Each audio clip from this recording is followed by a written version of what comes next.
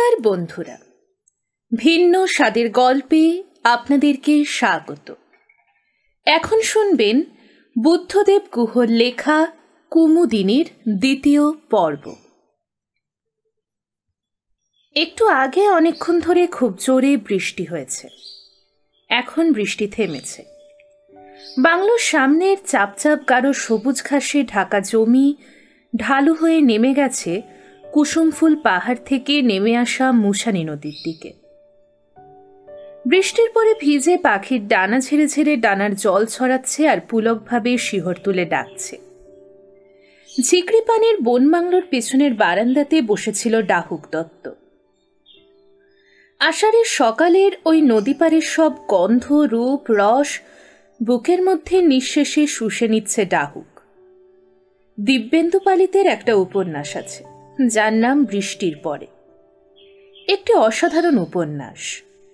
সম্ভবত বছর ৩৫-৪০ আগে কোনো কাগজের কোনো বিশেষ সংখ্যাতে প্রকাশিত হয়েছিল। বৃষ্টির পরের ওই ঘোর লাগা সকালে সেই উপন্যাসটির কথা মনে পড়ে গেল ডাহুকের। নদী পাড়ের এই আষাঢ়ের প্রভাতখানি এই রবীন্দ্রসঙ্গীতটি শুনেছিল বহুযুগ আগে সুনীল রায়ের গলাতে।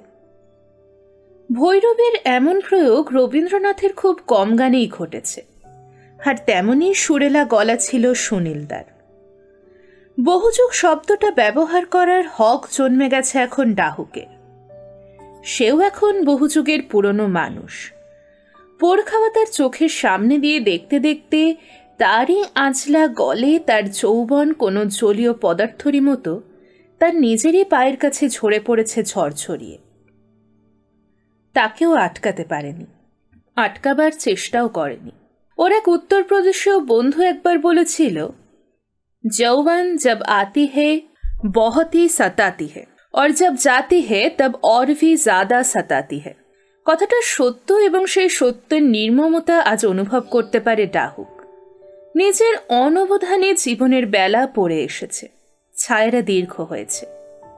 একসময় নবীন হৃদয়ের নবীন শাখায় বসে গান গাওয়া সকালবেলার পাখিরা আজ বেলা শেষের গান গাইছে। কি পেয়েছে আর কি পায়নি তার হিসাব মেলাবার ইচ্ছাটুকু আজ হারিয়ে গেছে। চলে যাবার আগে এই সুগন্ধি সুন্দরী পৃথিবীটাকে যেন আরো বেশি করে ভালোবাসতে চাইছে মন। বিধাতার অনবদ্য সৃষ্টি পাখি, প্রজাপতি, নারীকে যেন নতুনতর রূপে চিনতে পারছে। রবীন্দ্রনাথের আপনাকে জানা আমার ফুরাবে না ফুরাবে না, সেই জানারই সঙ্গে সঙ্গে তোমায় চেনা গানটির মর্মকথা যেন জীবনের এই সাঁঝবেলাতে এসে হৃদয়ঙ্গম করছে। দিব্যেন্দু পালিতের আরেকটা অসাধারণ উপন্যাসের কথাও হঠাৎই মনে পড়ে গেল ডাহুকের। উপন্যাসটির নাম ভেবেছিলাম। এই মিথলেখ ঔপন্যাসিক তেমন জনপ্রিয়তা পেলেন না অতি অল্প বয়স থেকে লেখালেখি শুরু করেও। এটা ভাবলে কষ্ট হয়, পাঠককুলের উপরে অভিমান হয়। দিব্যেন্দুর সঙ্গে একজন কবির নামও মনে হয়, যিনি শক্তি চট্টোপাধ্যায়ের খুবই বন্ধু ছিলেন। তিনি অমিতাভ দাশগুপ্ত। অথচ তার যতখানি সম্মান ও যশ প্রাপ্য ছিল তার তুলনাতে কমই তিনি পেয়েছেন। সকলের যশ ভাগ্যের সঙ্গে যোগ্যতার সাযুজ্য থাকে না, এটা দুর্ভাগ্যজনক। জীবনের শেষে পৌঁছে এমন এমন সব সত্যর উপলব্ধি হয় যা যৌবনে শত চেষ্টাতেও হয় না। ঠিক সেই সময়ই একটি ক্রো ফ্রেজেন্ট, যাকে এখানের মানুষেরা বলে বন কাওয়া, তার বাদামি কালো বৃষ্টি ভেজা শরীরটার গন্ধ ছড়িয়ে উড়ে বসল সামনের বটল ব্রাশ গাছের ডালে। এ পাখি সচরাচর গাছে বসে না, জমিতেই তার রাজত্ব। কেন বসল কে জানে। আর পাখিটা এসে সামনে কয়েক মুহূর্তের জন্য বসতেই তার কথা মনে পড়ে গেল ডাহুকের। তার একটা নাম অবশ্যই আছে, কিন্তু সেই নাম আসল উচ্চারণ করলে সকলেই তাকে চিনে ফেলবে। কি বিপদ! জীবনের এই শেষ বিকেলে পৌঁছে সকালবেলায় কোনো দুটিকে ভালোবেসে ফেলা যে ভীষণই অপরাধ। বাঘবন্দির ঘর এই জীবন আমাদের, এই মিথ্যে দাম্পত্য বিবাহিত জীবনের এই ম্যারমেরে অভ্যেস সকলেরই। ডাহুকের জীবনেও দাম্পত্য ছিল, একসময় স্ত্রীও ছিল। ডাহুক প্রাণপণে অন্য 10 জন বিবাহিত মানুষের মতো ঘর সংসার ও স্ত্রী নিয়ে সুখী হতে চেয়েছিল, কিন্তু তার কপালে সুখ সইল না। অনেকের জীবনেই ভালোবাসা নেই, চমক নেই কোনো। এখানে ঘুঘু ডাকে না, শুধু চিল চিৎকার করে বুকের মধ্যে যন্ত্রণা দিয়ে। তবু সমাজের ভয়ে, লোক ভয়ের ভয়ে এবং নিছকে সে ভালো মানুষ বলেই, অন্যকে কষ্ট দিতে পারেনি বলেই যাবতীয় কষ্ট নিজের বুকে ব্লটিং পেপারের মতো শুষে নিয়েছে। এই করে করে নিজে নীলকণ্ঠ হয়ে গেছে। জীবনানন্দ দাশের মাল্যবান উপন্যাসটির কথা মনে পড়ে। ডাহুকের ঘরণী সাহিত্য টাহিত্য পড়েন না, পড়েননি কোনোদিনও। তাই ডাহুক দত্তর সংসারে শুধুই একটা অর্থ উপার্জনের যন্ত্র ছিল। সে উদাসী, কিন্তু তার ঘরণী পরম বিষয়ী, বস্তুতান্ত্রিক, ম্যাটার অফ ফ্যাক্টে বিশ্বাসী। তাই মনে মনে ডাহুক বহুদিনই হলো একা, একেবারেই একা হয়ে গেছে। ভাগ্যিস সে সাহিত্য পড়ে, সামান্য হলেও সাহিত্য করেও, গান শোনে, চান ঘরে গান গায়, একা ঘরে ছবি আঁকে আর মৃত্যুর জন্য অপেক্ষা করে। কবে মৃত্যু হেনে তার এই হতভাগ্য অভিশপ্ত জীবনের খাঁচা থেকে চিরদিনের মতো মুক্তি দেবেন ঈশ্বর, সেই দিন গণে।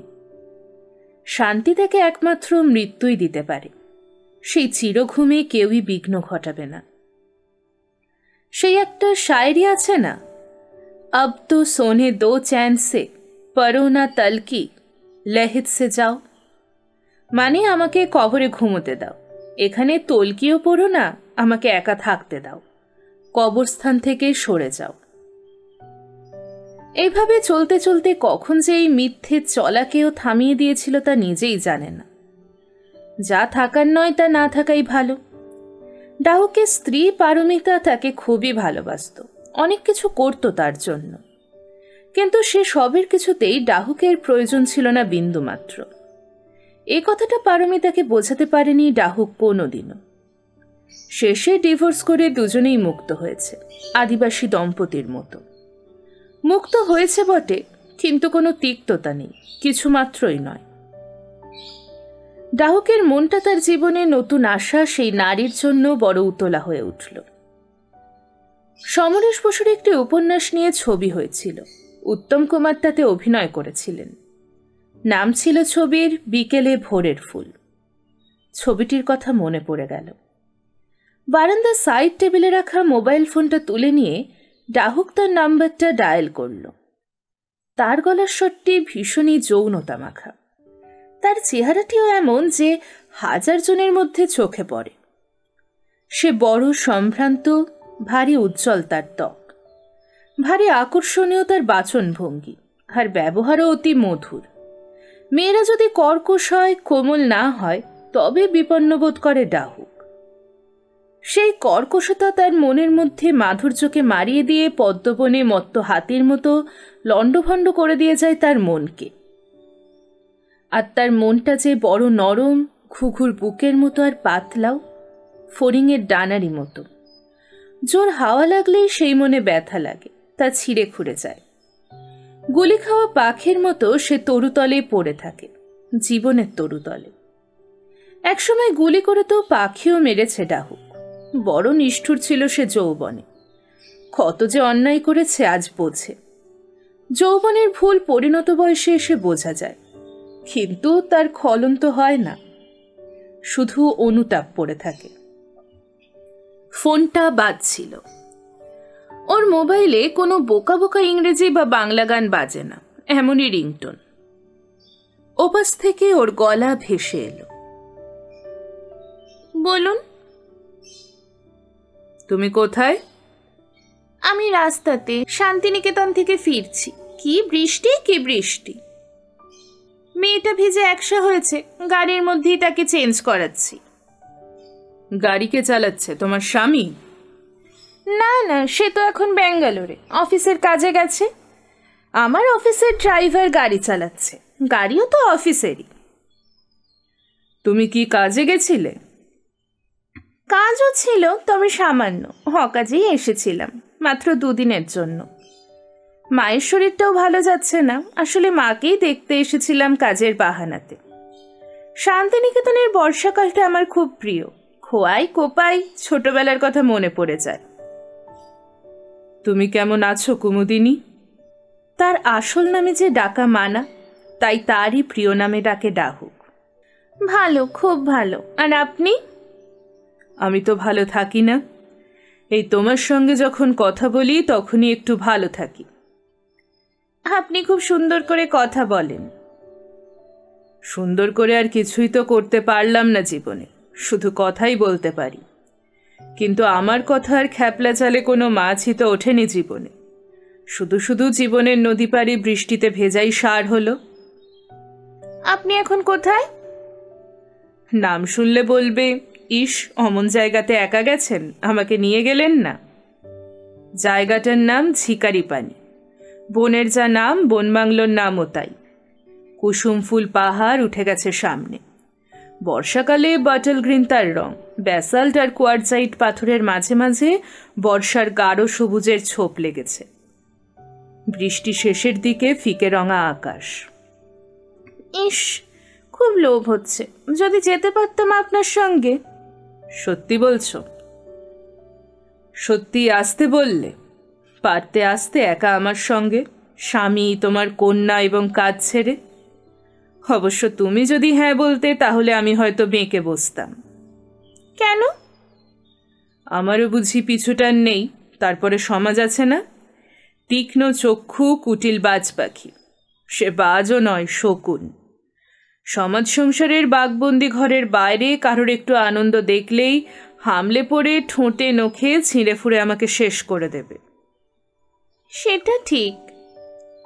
অথচ তুমি আর আমি কিন্তু অনায়াসেই আসতে পারতাম। এ কথা বলছেন কেন? তোমার গ্রীবাতে বা স্তন সন্ধিতে একটি দুটি আলতো চুমু, তোমার চান ঘরে টিকটিকি হয়ে তোমার চান দেখা, এই তো সব। আপনি একটা জাতা। এতদিনে সেটা বুঝলে? উপন্যাস লিখতে গেছেন কি? উপন্যাসই, তবে সেই উপন্যাস কোনো পুজো সংখ্যাতে লিখব না, বড় উপন্যাস হবে তো। কোথাও লিখব হয়তো ধারাবাহিক, নইলে এমনই সরাসরি লিখে প্রকাশককে দেব। নাম কি দেবেন? কুমুদিনী, তাই তো কথা ছিল। কেউ যেন বুঝতে না পারে।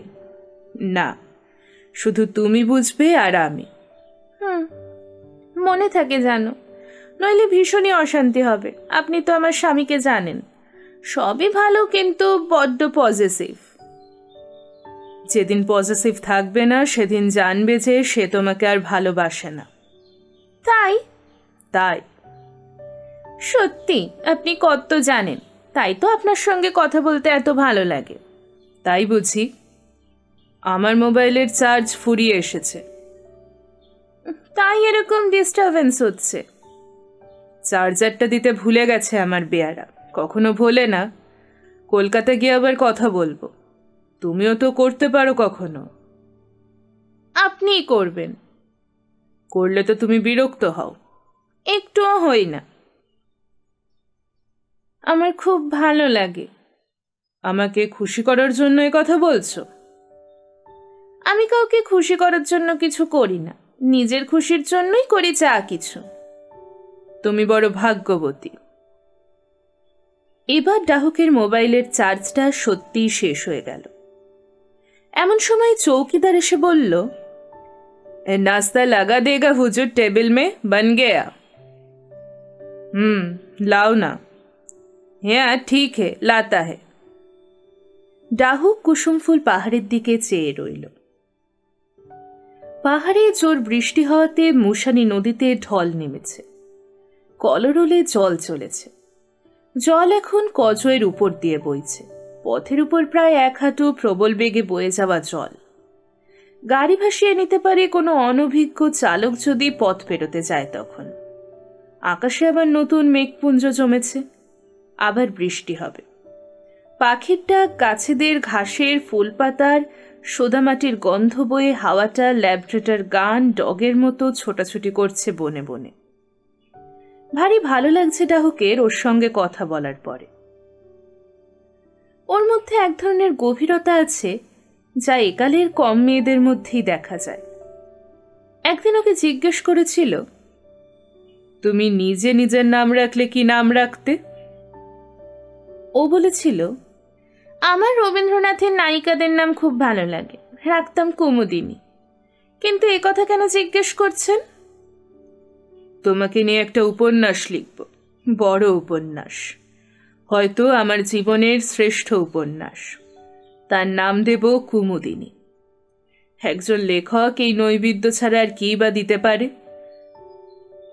কাকে উৎসর্গ করবেন? কেন তোমাকে? এই রে, তাহলে সকলে ধরে ফেলবে। বেশ, তাহলে উৎসর্গ করব কুমুদিনীকেই, কেউ বুঝতে পারবে না। তাই সেদিনের পর থেকেই কুমুদিনী কথা হলেই জিজ্ঞেস করে ডাহুককে, উপন্যাস কতদূর এগোলো? এগোচ্ছে। সুন্দর প্রতিমা কি তাড়াহুড়ো করে গড়া যায়? আগে অনেক যত্ন করে খড় করতে হবে, তারপর তাতে মাটি দিতে হবে, তার উপরে চোখ, চিবুক, মুখ, তারপরে রং লাগাতে হবে তুলি দিয়ে, তার উপরে গর্জন তেল, তারপরে তোমাকে কি আমি যাতা করে করতে পারি? আমি যে তোমাকে ভালোবাসি, ভালোবাসি, ভালোবাসি, সেই সুরে কাছে দূরে বাজায় বাসি। কুমুদিনীর মোবাইলের রিংটোন বেজে যাচ্ছিল। কুমুদিনী বলল, বলুন। তুমি কোথায়? দুদিনের ছুটি ছিল, তাই দীঘাতে এসেছি। সঙ্গে স্বামী যায়নি? না। কেন না? ওর বন্ধুদের সঙ্গে গড় পঞ্চকোটে গেছে। বন বিভাগ চমৎকার বাংলো বানিয়েছেন সম্প্রতি যেখানে, অন্তত আমাকে তাই বলে গেছে। চমৎকার জায়গা তো, তুমি গেলে না কেন? ওর অধিকাংশ বন্ধু আর তাদের স্ত্রীদের আমার ভালো লাগে না। কেন লাগে না? লাগে না, ওরা শুধু শপিং মল আর হিন্দি ছবি আর টাকার গল্প করে, আকণ্ঠ রাম আর জিন খায়, বেলেল্লাপনা করে। সে তো তুমিও খাও মাঝে মধ্যে, আমিও তো খাই। ওসব খেলেই কি খারাপ মানুষ হয়ে যায়? যারা খারাপ তারা আগে থেকেই খারাপ থাকে, ওসব খেলে সেই খারাপত্ব বাড়ে, এই যা। আসলে ওরা বড় সাধারণ, আমার সাধারণদের ভালো লাগে না। আমারও তাই, তাই তো তোমাকে এত ভালো লাগে আমার। সকলেই যা করে তা করতে আমার কোনোদিনই ভালো লাগেনি। আমারও তাই তো, আমারও আপনাকে ভালো লাগে। ওদের দেখে মাঝে মাঝে আমার মনে হয় যে প্রশ্বাস নিয়ে আর নিঃশ্বাস ফেলার জন্যই ওরা এসেছিল এই পৃথিবীতে। ওরা টাকা বোঝে, গাড়ি বোঝে, ভালো ফ্ল্যাট বোঝে, ভালো ফার্নিচার, দামি জামা কাপড়। ওদের মানসিকতার সঙ্গে আমার মানসিকতা একেবারেই মেলে না। যাদের রুচি ভালো নয় তাদের কাছে ওই আর্থিক সাচ্ছল্য শিশুর হাতে গুলি ভরা পিস্তলের মতো। স্বামীরও কি ওরকম? ওর এক বন্ধু স্ত্রীর সঙ্গে ওর একটু মাখো মাখো ভাব হয়েছে, একটু না, বেশি বেশি। কতদিন? এই কিছুদিন হলো। তা তো হতেই পারে, সেজন্য তোমার রাগ করা উচিত নয়। নিজের স্পাউস ছাড়া অন্য কাউকে ভালো লাগা তো কিছু আশ্চর্য ঘটনা নয়, এ তো চিরদিনই ঘটে আসছে। রাগ তো করি না, মেয়েটির মধ্যে যদি একটু সূক্ষ্মতা ও গভীরতা থাকতো তবে রাগ করতাম না। স্বামী কিন্তু বিয়ের সময় একদম ছিল না, খুব ভালো আবৃত্তি করত, রবীন্দ্রসঙ্গীত এবং অতুল প্রসাদের গান গাইত, সাহিত্যের মনোযোগী পাঠক ছিল, ইংরেজি এবং বাংলা সাহিত্যেরও। এখনও অফিসের বন্ধু বান্ধবদের সঙ্গে মিশে একেবারে বদলে গেছে। মাঝে মাঝে মনে হয় ওকে বোধহয় আমি চিনিই না, মানে ও আমার সম্পূর্ণ অপরিচিত। জানি না টিভি চ্যানেল বা অ্যাড এজেন্সিতে কাজ করলে সব মানুষই এমন তরল হয়ে যায় কিনা। তবে পৃথ্বী যে তরল হয়েছে সে বিষয়ে কোনো সন্দেহ নেই। তারল্যকে গ্রাস করেছে এবং সঙ্গে সঙ্গে সারল্য যা ওর ফোর্ট ছিল সেটিও চলে গেছে। তাই ঝগড়া না করে সরে এসেছি মনে মনে। এমন সরলীকরণ করা কি ভালো? টিভি চ্যানেল আর অ্যাড এজেন্সিতে কাজ করার সঙ্গে তারল্যের কোনো সম্পর্ক আছে বলে আমার মনে হয় না। তাছাড়া সকলেই যে রবীন্দ্রনাথ আর অতুল প্রসাদ শুনবে বা গাইবে তার কি কোনো মানে আছে? তাদের যদি ব্যান্ড ভালো লাগে তো তাই শুনবে। কলিংয়ের ঘণ্টা শুনে বারান্দায় রোদ্দুর, ভূমি, ক্যাকটাস, দোহার, মাদল, মন্দ কি? অল্প বয়সী ছেলেমেয়েরা একটা নতুন এক্সপ্রেশনের পথ খুঁজে পেয়েছে, ওরা তাতে হোকই না খুশি। কোনোদিন ওরা যদি ফিরে আসে তো নিজে থেকেই ফিরে আসবে। তাছাড়া তোমরাও তো ওদের দলে ভিড়ে যেতে পারো, তাতে দোষের কি? Admixture of two cultures is always welcome. জানেন ডাহুকদা, মাঝে মাঝে ভয় হয় যে হয়তো আমাদের ছাড়াছাড়ি হয়ে যাবে। এমন যে হবে তা আগে জানলে পুচকিকে আমি পৃথিবীতে আনতামই না। জানি এখনো অনেক দিন পুচকির মন চেয়ে এই সম্পর্ককে টেনে নিয়ে যেতে হবে। সংসারে আগে থেকে কি সব জানা যায়? জীবন এরকমই, চলতে চলতেই জানতে হয়। খুব কম জানারই অগ্রিম প্রস্তুতি থাকে। তুমি বড় সহজে বিচলিত হও কুমু। আমিও তো তোমাকে ভালোবাসি, এ কথা স্বামী কি একেবারেই বুঝতে পারে না? নিশ্চয়ই পারে। আমাদের ওই সম্পর্কের কারণে তারও তো নিরুচ্চারিত অভিমান থাকতে পারে। রাগ না করে তোমাকে উপেক্ষা করেই হয়তো সে তার মনোভাব প্রকাশ করে। সকলের ভাব প্রকাশের রকম তো এক নয়। তোমার প্রতি আমার যে এই অসময়ের দুর্বলতা, তাতে এবং আমার সামাজিক অবস্থানেও হয়তো হেরে যাওয়ার আশঙ্কা করে। সমুদ্রের তটে ওড়াউড়ি করা টার্ন বা স্যান্ড পাইপার পাখিরা যেমন সমুদ্রের ঢেউয়ের গন্ধ পায়, ঢেউয়ের রকম বোঝে, ঢেউ তটে আছড়ে পড়ে আগে থেকেই। আমার সঙ্গে আপনার সম্পর্ক তো বায়বীয়। মোবাইলে প্রতিদিন কথা বললেই কি কোনো সম্পর্ক হয়? একে কি সম্পর্ক বলে? আপনি যা বললেন তাই যদি সত্যি হয় তবে বলতে হয় ভুল করে আমি এক বোকা মানুষকে ভালোবেসেছিলাম। সম্পর্ক মাত্রই কি শারীরিক?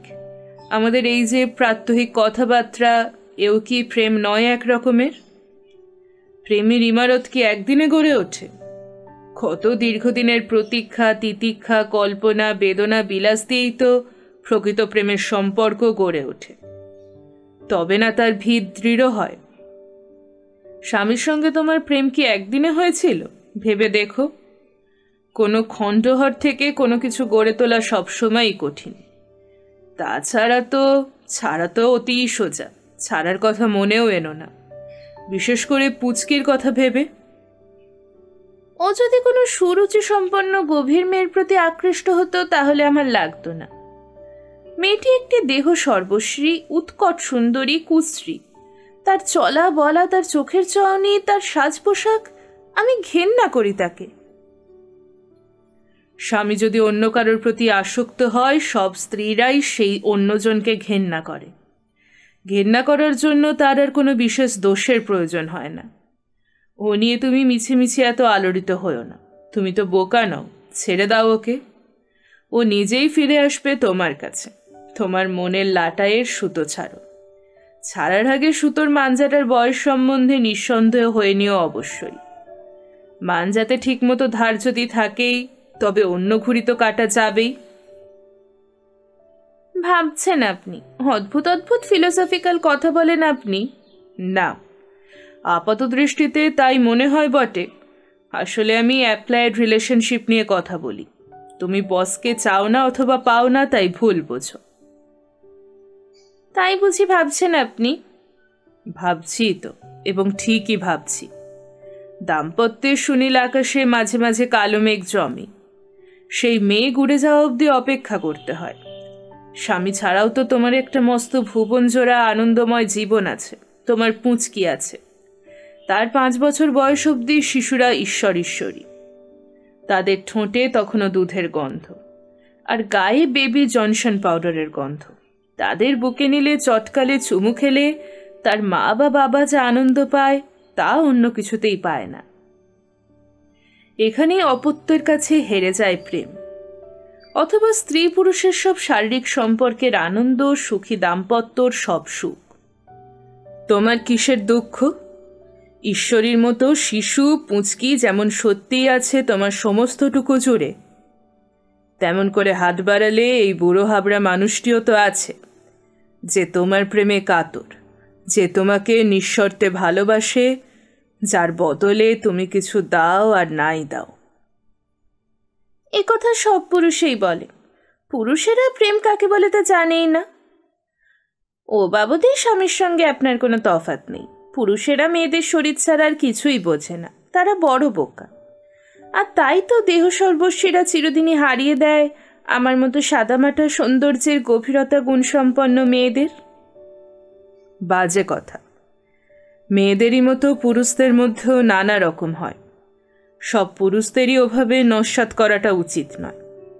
জানি না, আজ অব্দি কৈশোর থেকে যতজন পুরুষ দেখলাম সকলেই তো একই রকম। স্বামীকে অন্যরকম ভেবেছিলাম, সেও তার অমন রূপ প্রকাশ করল বিয়ের 6 বছর পরে। আপনিও কিছু ব্যতিক্রম নন।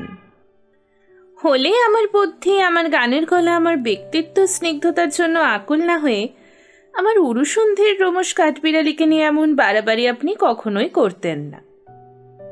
কুমু, তোমার অনেক বুদ্ধি, কিন্তু তুমি সব বোঝো না। অবশ্য বুঝবেই বা কি করে? তোমার বয়সই বা কি? জীবনের সমুদ্রে অনেক দূর সাঁতরে এসে অনেক নীল, সবুজ, কালো, রূপলি, সোনালি ছোট বড় ঢেউয়ে ভেসে ভেসে এসে এখন আমি যা বুঝি তুমি তা বুঝবে এমন সাধ্যই তোমার নেই। অথচ মানুষ মাত্রেরই স্বভাবটি এমন যে সে কখনো অন্যের অভিজ্ঞতা কাজে লাগায় না।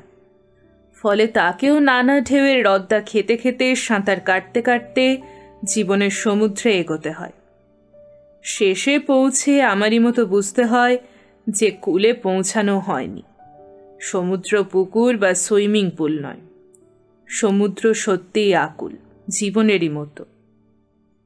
তাছাড়া তোমার উরুসন্ধি তো তোমার শরীরেরই একটা অংশ, তোমার স্ত্রী অঙ্গ।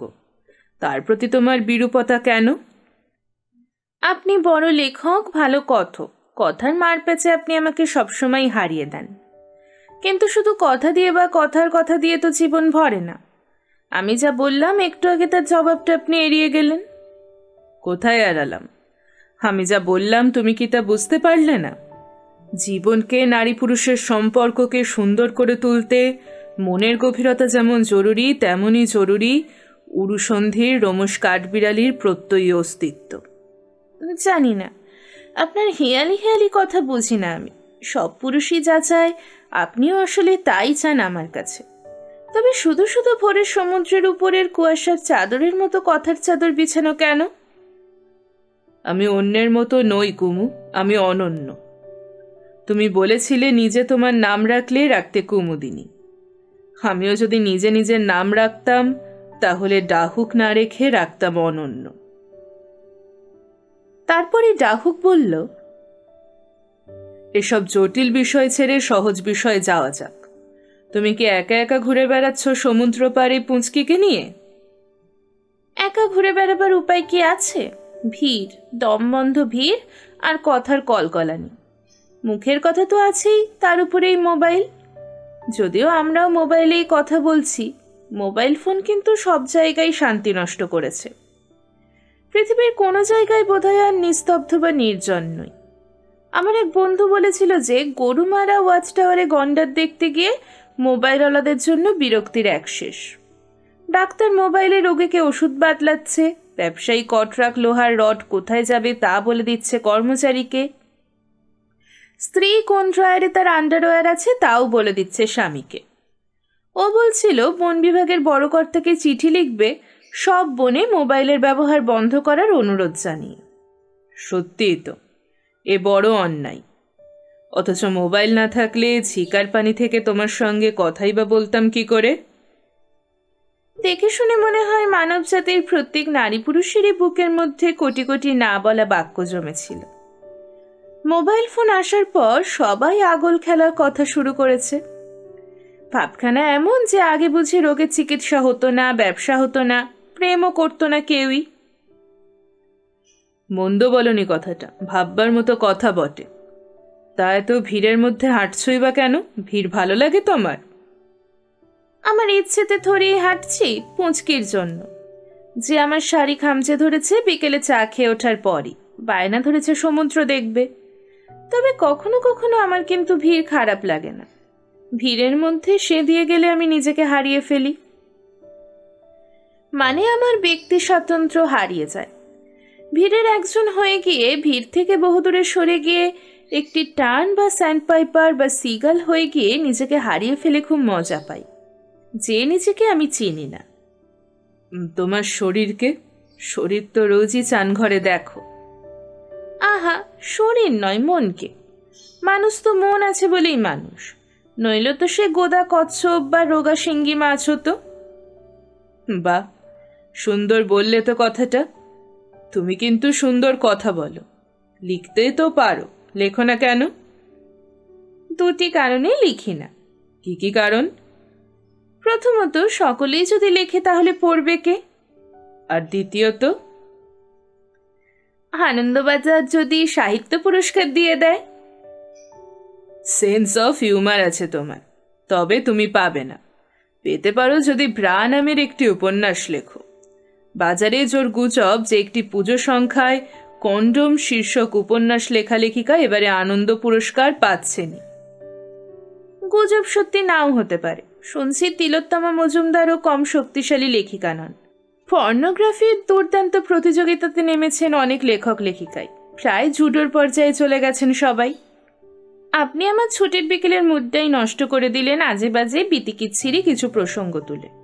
এইসব বিষয় কি আলোচনার যোগ্য? সরি, আমার অন্যায় হয়েছে, ঠিকই বলেছ। ফিরছো কবে কলকাতা? দাঁড়ান, সকালে চান করে ব্রেকফাস্ট করেই বেরোবো। বাড়ি পৌঁছে আবার চান করে লাঞ্চ খাবো। জানি না, এখনো ঠিক জানি না। এবারের আশাটার তো নিশ্চয়তা ছিল, কিন্তু ফেরাটা। স্বামী কবে ফিরবে? ও তো পরশু দুপুরেই ফিরবে বলেছে। কালো জিরে কাঁচা লঙ্কা দিয়ে তেল কই খাবে। পদিকে তাই বলেছি রেঁধে রাখতে। একেই তো প্রেম বলে। গার্হস্থ্য বা দাম্পত্য সবই এই। কি তেলকই? তেলকইয়ের সঙ্গে প্রেমের কি সম্পর্ক? Yes ma'am. কিসের মধ্যে যে কি থাকে তা কি সহজে বোঝা যায়? Wish you all the best. কবজি ডুবিয়ে তেলকই দিয়ে ভাত খেয়ে স্বামী তোমাকে শেষ দুপুরে কেমন জম্পেস করে আদরটা করলো, সেই খবরটা পরশুই রাতে নেব। এখন ছাড়ছি। বাই। শ্রদ্ধাস্পদস্য ডাহুকদা। আপনাকেই মোবাইলে পেলাম না কিছুতেই। হয় আপনার মোবাইলে কিছু গোলমাল হয়েছে, নয়তো টাওয়ারের গোলমাল। আপনাকে যত তাড়াতাড়ি সম্ভব কলকাতাতে ফিরে আসতে হবে। আমার খুব দরকার। আমার আত্মীয় স্বজন বন্ধুবান্ধব অনেকেই আছেন, কিন্তু কেন জানি না গত কমাসে আমার অনবধানে আপনি আমার সবচেয়ে কাছের মানুষ হয়ে উঠেছেন। সকাল থেকে আমার মোবাইলটা খারাপ হয়ে গেছে। কাল আমি এসটিডি বুথ থেকে আপনাকে ফোন করব। আজ অনেক রাত হয়ে গেছে, তাই করলাম না।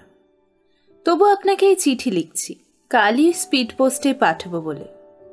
সংক্ষেপে আপনাকে কি হয়েছে জানাই।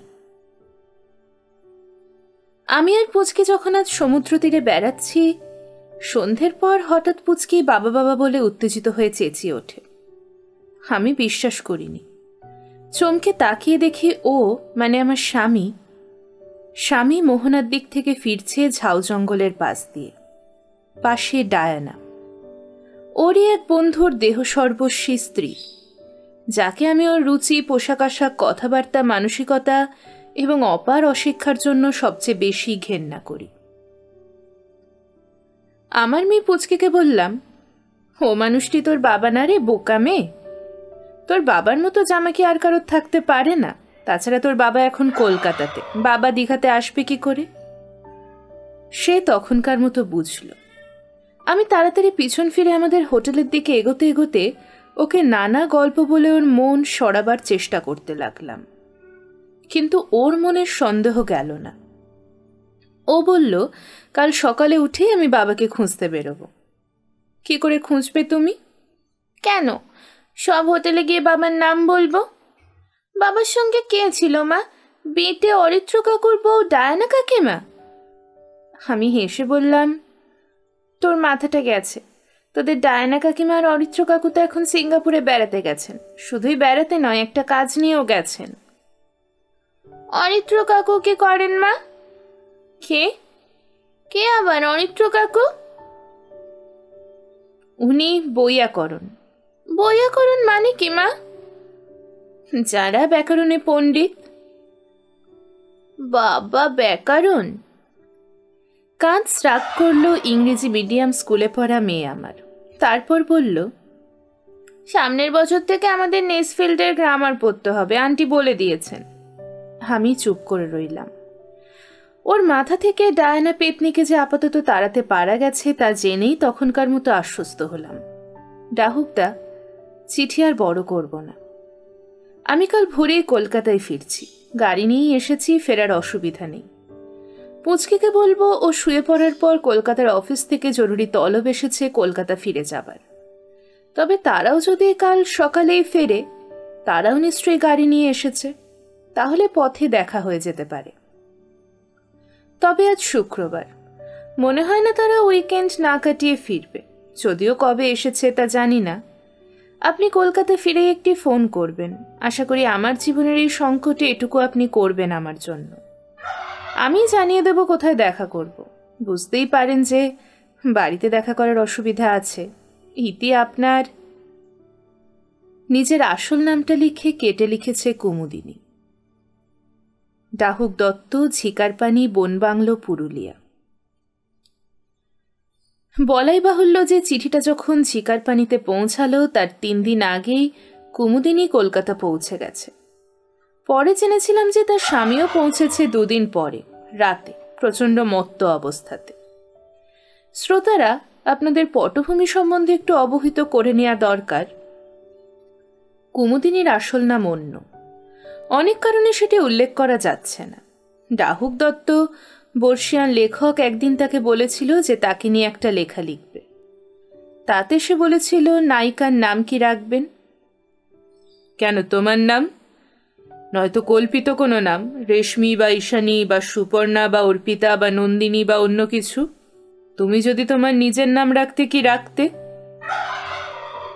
ও বলেছিল, সত্যি প্রত্যেকের জীবনেই এক একটা ট্র্যাজেডি। নিজের নামের উপরে নিজের কোনো নিয়ন্ত্রণ থাকে না, অথচ থাকলে কি ভালোই না হতো। তবে আমি যদি আমার নিজের নাম রাখতাম তাহলে রবি ঠাকুরের কোনো নায়িকার নাম রাখতাম, 4 অক্ষরের নাম, খুব সম্ভ্রান্ত নাম, আমার খুবই ভালো লাগে। এক বিশেষ যুগের গন্ধ মাখা থাকে সেই সব নামে, তাই না? কিরকম? যেমন কুমুদিনী। আমি শান্তিনিকেতনেই বড় হয়েছি বলেই শুধু নয়, রবীন্দ্রনাথ আমাকে পুরোপুরি আচ্ছন্ন করে রেখেছেন বলেও, আমার মানসিকতায় এবং রুচিতেও। ব্যাপারটা খুব স্বাস্থ্যকর নয়। একজন মানুষ, তিনি যত বড়ই হন না কেন, তিনি পুরোপুরি অন্য কাউকে গ্রাস করে রইবেন, এটা বাঞ্ছনীয় নয়। বাঞ্ছনীয় কিনা জানি না, তবে এটাই ঘটনা। তোমার স্বামী কিন্তু একেবারেই আরাবিন্দ্রিক, আমার কথাতে কিছু মনে করো না। সত্যি তো সত্যি, তাতে মনে করার কি আছে? তাছাড়া ডাক্তারের সঙ্গে যেমন ডাক্তারের বিয়ে না হওয়াই ভালো, ইঞ্জিনিয়ারের সঙ্গে ইঞ্জিনিয়ারের, অধ্যাপকের সঙ্গে অধ্যাপিকার, তেমনি আবার প্রচণ্ড রবি ভক্তর সঙ্গে আরাবিন্দ্রিকের বিয়ে হওয়াটা কিন্তু ভালো। অন্যের প্রফেশন বা পেশা সম্বন্ধে একটু রহস্য থাকা যেমন ভালো, স্বামী ও স্ত্রীর জগৎ পুরোপুরি বিপরীতমুখী হওয়াটাও ভালো। তাতে একঘেয়েমির আগমন ত্বরান্বিত হয় না। আমি অন্তত তাই ভেবেছিলাম। এখন বুঝি যে ভুল বুঝেছিলাম। যে মানুষের রবীন্দ্রনাথে ভক্তি নেই সে অমানুষ বা অবশ্যই কম মানুষ। কুমুদিনীর স্বামীর প্রতি অশ্রদ্ধাজনক অনেক কথা ডাহুক বেইখতিয়ারে বলা সত্ত্বেও অপরাধ বোধ করেনি। সত্যি কথা বলতে কি, কুমুদিনীর 8-9 বছর হলো বিয়ে হওয়া সত্ত্বেও এবং স্বামীর শিকড়ও শান্তিনিকেতনেই প্রথিত থাকা সত্ত্বেও সে যে একেবারে অন্যরকম এবং কুমুদিনীর সঙ্গে যে তার কোনো দিক দিয়ে কোনো মিল ছিল না, এ কথা ডাহুক কুমুদিনীর নানা কথাতে বুঝেছিল। শান্তিনিকেতনও যে আগের শান্তিনিকেতন নেই, তার আবহ, তার নবাগন্তুক সব কলকাতাবাসী বিত্তবান অরাবিন্দ্রিক গাড়ির ধুলো ওড়ানো মানুষদের প্রভাবে পুরনো শান্তিনিকেতন দিনে দিনে যে এক রৌরবে পরিণত হয়েছে, এ কথা ডাহুক ভালো করেই বোঝে। তবে কুমুদিনীর স্বামীদেরও কিছু বক্তব্য অবশ্যই আছে। শান্তিনিকেতনের পাঠভবনে আর বিনয় ভবনে পড়েছে বলেই কি আমাদের সেই দাড়িওয়ালা বুড়োর অন্ধ তাঁবেদারি করে যেতেই হবে? তার গানের আর সাহিত্যের কপিরাইট উঠে গেল, আর অন্য সব ব্যাপারেও অটোক্র্যাটিক সর্দারির কপিরাইট কি উঠবে না? আগেকার দিনে শান্তিনিকেতনী মানুষেরা, তাবর তাবর মানুষেরা অনেকেই লুকিয়ে চুরিয়ে ঢুকুঢুকু করতেন, আর আমরা প্রকাশ্যে মদ খাই। তাতে দোষের কি? শান্তিনিকেতনেদের মধ্যে চিরদিনই এক ধরনের ভণ্ডামি পারফিউমের গন্ধর মতো লেগে থাকত। ঘোমটার তলায় খ্যামটা নাচ আমরা প্রকাশ্যেই করি যা করার। আমরা রবীন্দ্রনাথের গান না গেয়ে ব্যান্ডের গান গাই। আমরা একটা নতুন ব্যান্ড করে তার নাম দিয়েছি কেঁচে গন্ডুস। পুরনো যা কিছু তা উড়িয়ে দেয়াই আমাদের ধর্ম। আমি কম্পিউটার ইঞ্জিনিয়ার। আমি আমার স্ত্রীর মতো দীর্ঘ নেকু নেকু প্রেমপত্রে বিশ্বাস করি না। এমন নষ্ট করার মতো অত সময় কার আছে? জব মিয়া বিবি রাজি ক্যা করে কাজী, হাম তুম কামরে মে বন্ধ। প্রেমের আলটিমেট সিনথেসিসটা কি ফিজিক্যাল লাভ, নাকি আমাদের ইনিয়ে বিনিয়ে এগুলি সেগুলি দিয়ে গন্তব্যে পৌঁছানোর সময় নেই? We take a run straight to the goal. Is there anything wrong in it? এই সব কথা কুমুদিনীর মুখেই শুনেছিল ডাহুক। জবাবে কিছুই বলেনি।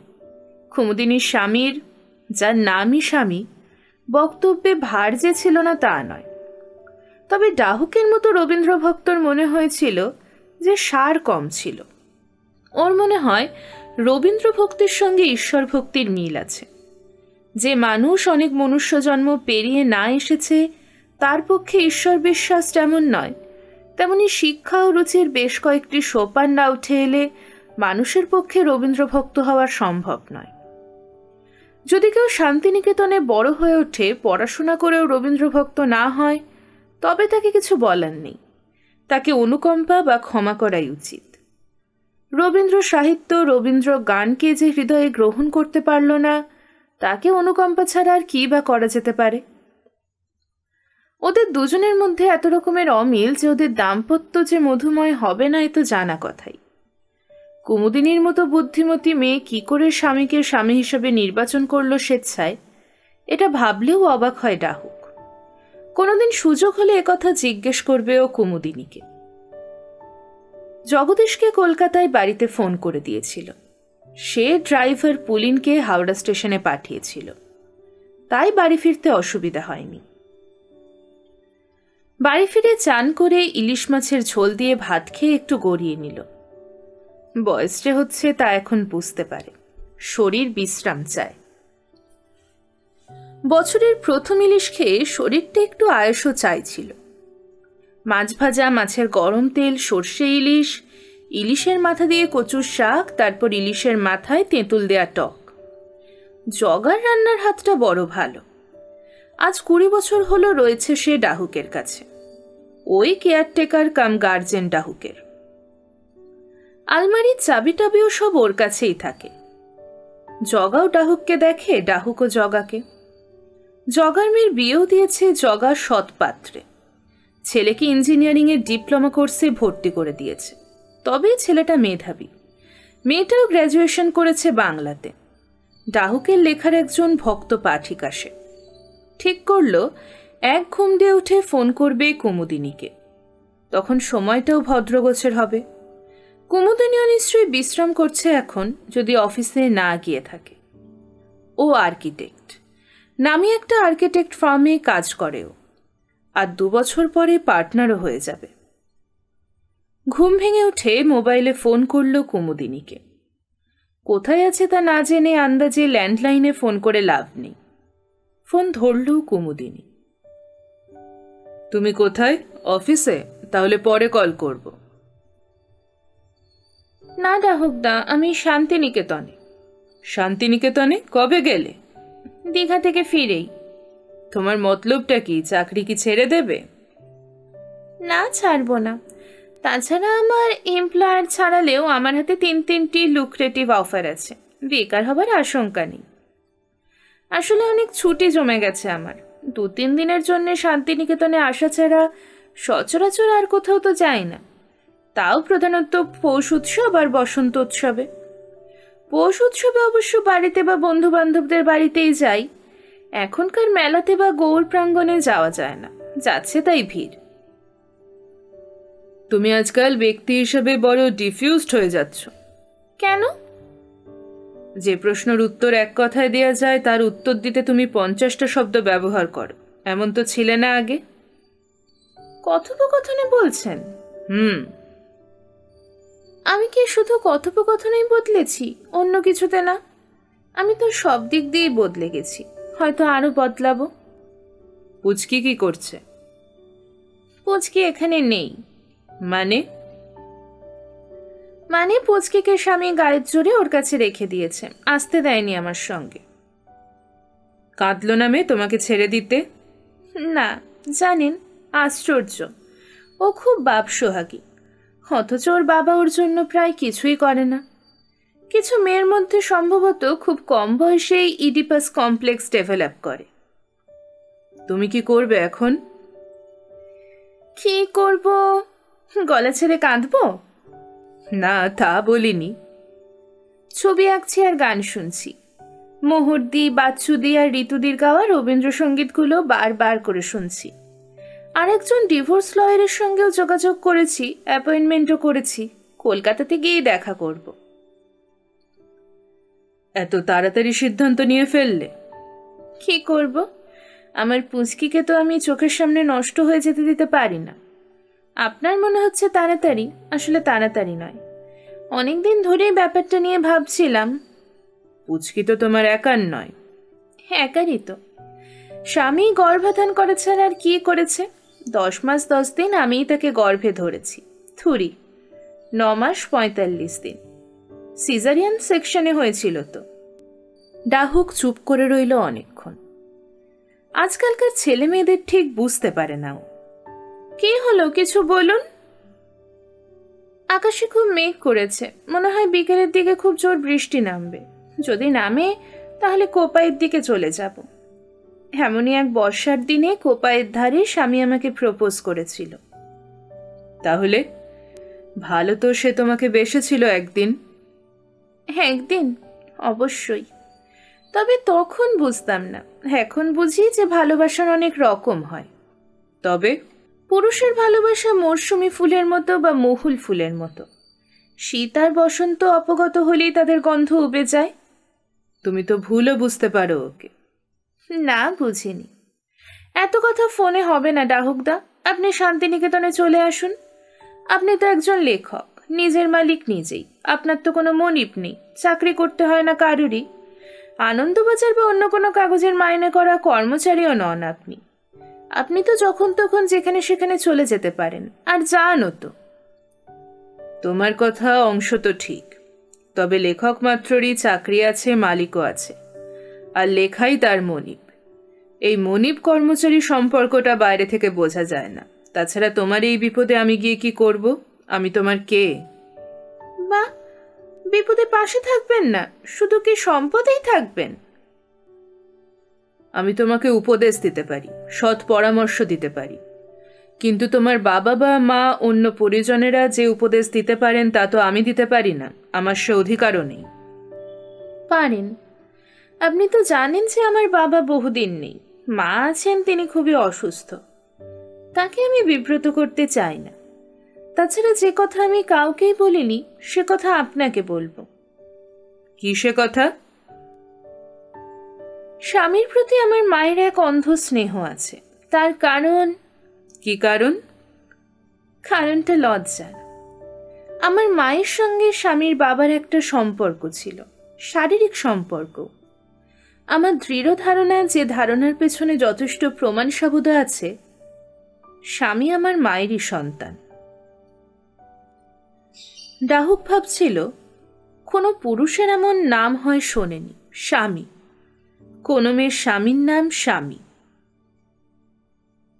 সে কি তাহলে তোমার হাফ ব্রাদার, সৎ ভাই? হ্যাঁ ডাহুকদা, স্বামীর বাবা অশেষ গুণী ছিলেন, অত্যন্ত সুপুরুষও। ভালো বাঁশি বাজাতেন, মূর্তি গড়তেন, নামী ভাস্কর ছিলেন। কিন্তু ব্যক্তি জীবনে অত্যন্ত উচ্ছৃঙ্খল, মাতাল, অনিয়মানুবর্তী এবং নিষ্ঠুরও ছিলেন। পুরোপুরি দায়িত্বজ্ঞানহীন, ন্যায় অন্যায় বোধহীন। উনি যেভাবে আমার বাবার বন্ধুত্বের অবমাননা করে মুহূর্তের লীলা খেলাতে মায়ের গর্ভধান করেছিলেন, স্বামীও তেমনই করেছিল আমায়। গর্ভবতী হওয়ার পরেই আমি বিয়ে করি খুব তাড়াতাড়ি। সিজারিয়ানটা আগে করাতে কেউ জানতেও পারেনি। প্রেমে তো ন্যায় অন্যায় বোধ থাকে না কুমুদিনী। ন্যায় অন্যায় জানি না, জানি না, শুধু তোমারে জানি ও হে সুন্দরী। আমি যে তোমাকে ভালোবেসেছি সেটাও কি ন্যায়সঙ্গত? ভালো কি সত্যিই বেসেছেন জানি না। বলুন কবে আসছেন? আপনার তো ওঠার জায়গার অসুবিধা নেই, আপনার ভাষাতে একটি পর্ণকুটির তো আছেই। তা আছে, তবে সত্যিই পর্ণকুটির। মেরামতির অভাবে এখন জরাজীর্ণ অবস্থা, অনেক টাকার দরকার ঠিকমতো মেরামতি করাতে। জরাজীর্ণ বাড়ির এক অন্য রোম্যান্টিকতা আছে। সাপ আছে আপনার বাড়িতে? থাকা তো উচিত, যা জঙ্গল হয়েছে। তবে বাড়ি আমার তেমন জরাজীর্ণ নয়, বাড়ির মালিক জরাজীর্ণ হতে পারে। ব্যাঙ আছে? ব্যাঙ? না, নেই। থাকলে ভালো হতো। বর্ষার রাতে ঘ্যাঙর ঘ্যাঙর ডাক শোনা যেত। আমাদের বাড়িতে অনেক ব্যাঙ। আগে যে কাজের ছেলেটি ছিল ও ব্যাঙের তরকারি বানিয়ে খেত বলে মা তাকে তাড়িয়ে দিয়েছিলেন। ও যাওয়ার পরে এখন ব্যাঙ বেড়ে গেছে। আপনি আসুন, নয়তো আপনার বাড়িতে আপনার সঙ্গে দেখা করতে যাব, তখন থলেতে করে কটা ব্যাঙ নিয়ে গিয়ে ছেড়ে দেব। পাগলি! তার বদলে, মানে ব্যাঙের বদলে, আপনার বাড়ির নাগচম্পা গাছের পাখির বাসা থেকে একজোড়া ডাহুক পাখি ধরে এনে আমাদের কনকচাপা গাছে রেখে দেব। ডাহুক কি শুধু ডাহুক দত্তের বাড়িতেই থাকবে? সামনের সপ্তাহে আমার একটা জরুরি কাজ আছে বাইরে। শান্তিনিকেতনে তোমার সমন পেয়ে গেলে এখনই যেতে হয়। কালই যাব আমি। তুমি বিকেলের দিকে ফোন করে বংশীর কাছ থেকে জেনে নিও আমি পৌঁছেছি কিনা, অথবা কখন পৌঁছাবো। ফোন নাম্বারটা লিখে নাও। অবশ্য মোবাইল নাম্বার তো জানোই। কোন ট্রেনে আসবেন? আমি কি স্টেশনে গাড়ি পাঠাবো? এবারে গাড়ি নিয়ে এসেছি, সববার আসি না। একেবারেই না। শান্তিনিকেতনে আমি গাড়ি চড়া একদম পছন্দ করি না, কেউ চড়লেও বিরক্ত হই। পুরো পরিবেশটা গাড়ি আর ট্রাক আর বাসে নষ্ট করে দিল। সেটা ঠিক, তবে হঠাৎ আসবো ঠিক করলে ট্রেনের টিকিট না পেলে অনেক সময় গাড়িতে আসতে হয়। এখন তো অনেকগুলো ট্রেন, উৎসবের সময় ছাড়া টিকিট পাওয়ার অসুবিধা তো হওয়ার কথা নয়। Kanchenjunga, Ganadevata, intercity express, new Jalpaiguri express, এবং আরও একটা নতুন ট্রেন চালু করলেন সেদিন লালু প্রসাদ, কি একটা অদ্ভুত নাম, মনে পড়ছে না। তাছাড়া টিকিট যদি না পাও আমাকে বলো।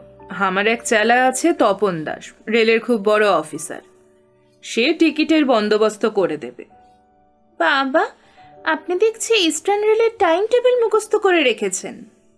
কি করব, গরজ বড় বালাই। কাল যখন দেখা হচ্ছে তাহলে এখন ছাড়ি, আজকেই একটা গল্প শেষ করতে হবে। প্রসাদ পত্রিকার তপন রাত 10টায় বাড়িতে এসে নিয়ে যাবে। আমি কথা দিলে আমার ডেড বডিও কথা রাখে। তাই? আমার বেলাতে আপনার ডেড বডিকে রাখতে হবে না, সত্য আজে বাজে কথা। প্রসাদ কি একটা কাগজ হলো? নয় কেন? প্রসাদ অনেক নামী ও বিজ্ঞাপিত সিনেমা পত্রিকার থেকে ভালো। এতক্ষণ শুনছিলেন বুদ্ধদেব গুহর লেখা কুমুদিনীর দ্বিতীয় পর্ব।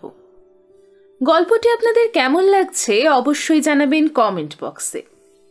আর এখনও যদি আমার চ্যানেলটিকে সাবস্ক্রাইব করে না থাকেন, এক্ষুনি চ্যানেলটিকে সাবস্ক্রাইব করে নিন।